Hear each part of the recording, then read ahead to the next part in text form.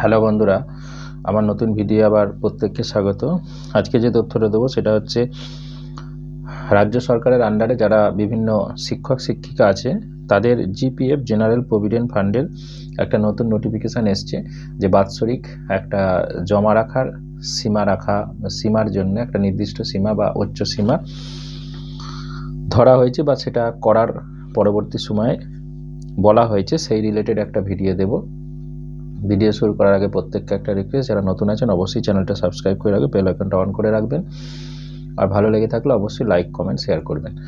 তো প্রথম হচ্ছে জিপিএফটা কি একটুখানি বলে রাখি। জেনারেল প্রভিডেন্ট ফান্ড, এটা হচ্ছে যারা সরকারি চাকরি করে তাদের, যেমন প্রাইভেটে যেমন পিএফ আছে, ইপিএফ আছে, এমপ্লয়ি প্রভিডেন্ট ফান্ড, এটা হচ্ছে জেনারেল প্রভিডেন্ট ফান্ড। এটা হচ্ছে সরকারি যারা জব করে তাদের ক্ষেত্রে এটা থাকে, তাদের একটা অ্যামাউন্ট কাটা হয়। তো এটার এতদিন যেটা সীমা ছিল যে আপনি যতটা পারেন ম্যাক্সিমাম রাখতে পারেন। তার মানে হচ্ছে আপনার যদি পুরো স্যালারিটাও রেখে দেন, আপনার 50,000 টাকা যদি বেশি হয় তাহলে পুরো 50,000ই আপনি রেখে দিতে পারেন জিপিএফে চাইলে আপনি। এটা এতদিন ছিল, অ্যাপ্লিকেশনের বেসিসে এটা করা হতো। এখন যেটা হলো সেটা হচ্ছে রাজ্য সরকার একটা নোটিশ দিয়ে বলেছে যে বছরে ম্যাক্সিমাম 5 লাখ টাকা রাখা যাবে, মানে 5 লাখ টাকার বেশি কিন্তু রাখা যাবে না। তো এটা এখানে কেন অনেকে রাখে একটুখানি আমি ব্যাখ্যা করে দিই। কারণ হচ্ছে জিপিএফে ইন্টারেস্ট রেটটা অনেক বেশি পাওয়া যায়, মানে নর্মাল যে রেটগুলো চলে সেই রেটের থেকে এখানে বেশি পাওয়া যায়। সেই জন্য এখানে অনেকেই বেশি করে নিজের জিপিএফ কাটিয়ে রাখে, যেটা ভবিষ্যতে তার কাজে লাগবে। তো অনেকে আবার এর থেকে বেশিও রেখে দেয়, বা যাদের স্যালারি অনেক বেশি তারা হয়তো এটাকে বেশি করে কাটিয়ে রাখে। তো সেক্ষেত্রে তাদের হয়তো বাৎসরিক দেখা গেলো 5 লাখের বেশি ঊর্ধ্বে রাখা হচ্ছে। তো সেইটা সরকার দেখেছে, এবং এতদিন এটা কেন্দ্রও করতো, কেন্দ্র বর্তমানে চেঞ্জ করেছে, সেই জন্য রাজ্য সরকারও এটা চেঞ্জ করলো। বছরে বাৎসরিক 5 লাখ টাকা পর্যন্ত আপনি রাখতে পারবেন, তার বেশি রাখা যাবে না। তাহলে এতদিন মূল বেতনের সবটাই দেওয়া যেত, এটা বুঝতে পারা গেল। যারা ইতিমধ্যে দিয়েছে তাদের কি হবে, যারা ইতিমধ্যে অলরেডি এরকম 5 লাখ টাকার বেশি বাৎসরিক জমা করে গেছে তাদের কোনো সমস্যা নেই, মানে এতদিন করে গেছে সেটা ভুলে যান। কিন্তু এর পরবর্তী সময় থেকে এটা আর করা যাবে না, এটা আর রাখা যাবে না। তার মানে এতদিন রেখেছেন সেটা নিয়ে কোনো সমস্যা নেই, সেটার যেমন ইন্টারেস্ট পাচ্ছেন পেয়ে যাবেন, কিন্তু এর পরবর্তী পর্যায় থেকে এটা এই ম্যাক্সিমাম 5 লাখই রাখতে পারবেন, বাকিটা কিন্তু আপনাকে ব্যাক করবে, মানে আপনাকে স্যালারি আকারে দিয়ে দেবে।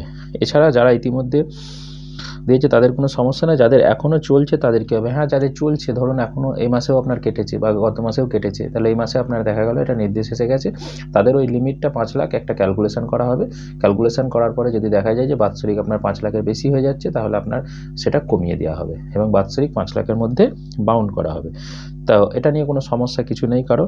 আর এর সুফল আর কুফল কী, এর সুফল কুফল আমি 2-3টে পয়েন্ট আপনাদের এটা নিয়ে একটু বলবো। প্রথম কথা হচ্ছে, এটা হচ্ছে একটা সেফ সিকিউর জায়গা, এই জন্যে এখানে বেশি করে টাকা অনেকেই রাখতে চায়। যদিও কেউ যদি টাকাটাকে খাটায় লোকাল মার্কেটে বিভিন্ন ল্যান্ড কিনে বা বিভিন্ন প্রপার্টি কিনে, তাহলে সেটা তো আরও ভালো, কিন্তু অনেকে সেগুলোর ক্ষেত্রে রিস্ক থাকে, সেগুলোর ক্ষেত্রে অনেক ঝুঁকি থাকে, সেগুলো অনেক সময় সমস্যা তৈরি করে। তো সেই জন্য যারা এসব জিনিসে যেতে চায় না, যারা এসব ঝামেলায় পড়তে চায় না, তারাই কিন্তু এই জিপিএফে রাখে। তো এটার সুফল যেটা হলো সেটা হচ্ছে যে এই 5 লাখ টাকা রাখা মানে এটা যারা সরকারি কর্মচারী তাদের একটা বাউন্ড বেঁধে দেওয়া হলো যে আপনি এর বাইরে কিন্তু রাখতে পারবেন না। সংখ্যাটা যদিও খুবই কম, আমার মনে হয় না যে খুব বেশি সংখ্যক শিক্ষক শিক্ষিকা এরকম রাখতে পারবে বা রাখা সম্ভব, বা আমাদের এখানের যা মানে কাঠামো ডিএ ছাড়া তাতে খুব বেশি সংখ্যক এখানে নেই। তবুও বলবো কিছু সংখ্যক যারা রাখছিল বা রাখতে পারছিল, তো তাদের ক্ষেত্রে একটা বাউন্ডারি দেয়া হলো, এবং এর ফলে কি হলো, অনেকেই এইটাকে সেফ সিকিউর যেটা ভাবছিল, তো তাকে অন্য খাতে হয়তো রাখতে হবে বা অন্য জায়গায় করতে হবে।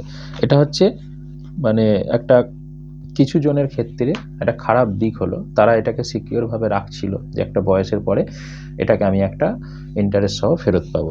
আর সুফল যেটা হবে, আপনার হাতে বেশি টাকা আসবে, সেটাকে আপনি অন্য জায়গায় ইনভেস্ট করতে পারবেন, এবং সেগুলোর অনেক রাস্তা আছে, সেগুলো আর আমি এখানে ব্যাখ্যা করছি না, আপনারা অনেকে জানেন। যদি কারোর কোনো ইনভেস্টমেন্ট পলিসি সম্পর্কে জানার থাকে আপনারা কমেন্ট বক্সে কমেন্ট করবেন, আমি তাহলে আপনাদের কতগুলো এরকম সিকিউর জায়গা যেখানে আপনি রাখলে সুরক্ষিত থাকবে বলতে পারি।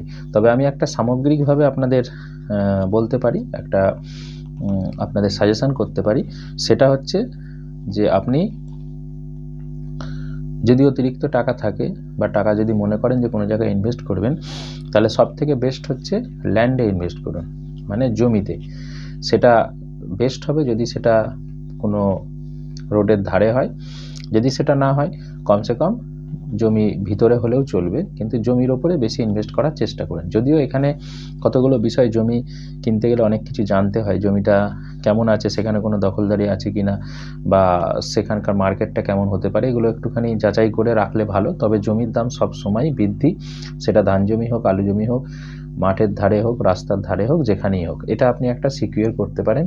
তবে আমি আপনাদের বারণ করব, সেটা হচ্ছে বিভিন্ন ফ্ল্যাট বা ঘর, বিল্ডিং যদি আপনার প্রয়োজন না হয়, তাহলে সেখানে ইনভেস্ট করলে সমস্যা। কারণ সেই 20 বছর পরে কিন্তু সেই বিল্ডিংটা বা ফ্ল্যাটটা কিন্তু পুরাতন দরে বিক্রি হবে, তার কিন্তু মূল্য বাড়বে না। কিন্তু জমির মূল্য সব সময় বাড়বে।